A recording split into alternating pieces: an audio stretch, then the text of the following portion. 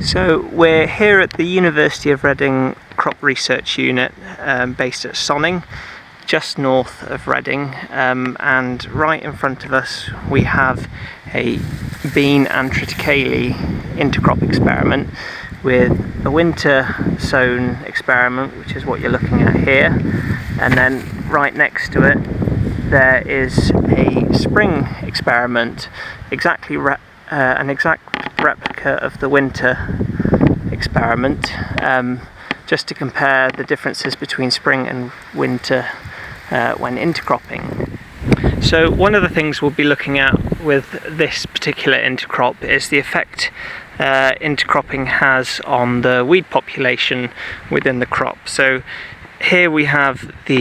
one of the sole crop treatments of beans, and as you can see throughout this particular plot, there is quite a lot of weed matter in there, whether that's dead weed matter or some live green weed matter that's coming up through it.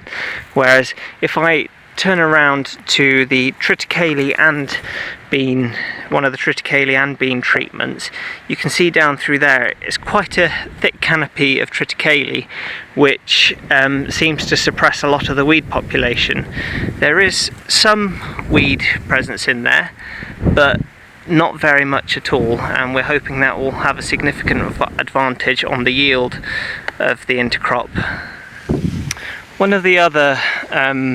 aspects of intercropping which shows a lot of promise is the ability of the intercrop to act as scaffolding for each other, particularly with things like beans or peas, which can be quite difficult to harvest due to the pod shattering or the beans or peas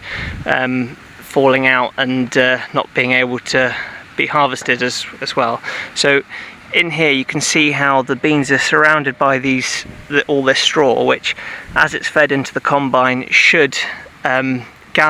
gather the beanstalks without damaging the pods too much, so that they don't get threshed out until they go through the combine.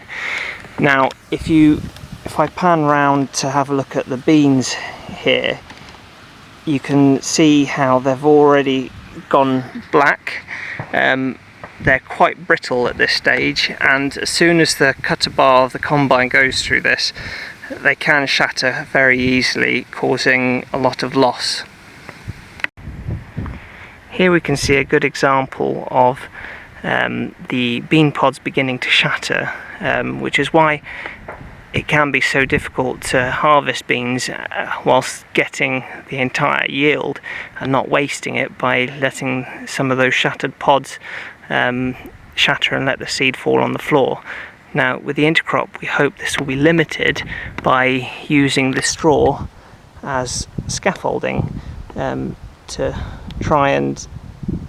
save some of the beans by letting any ones that are brittle they'll be surrounded by straw, and that should go through the combine a lot better while carrying the beans with it.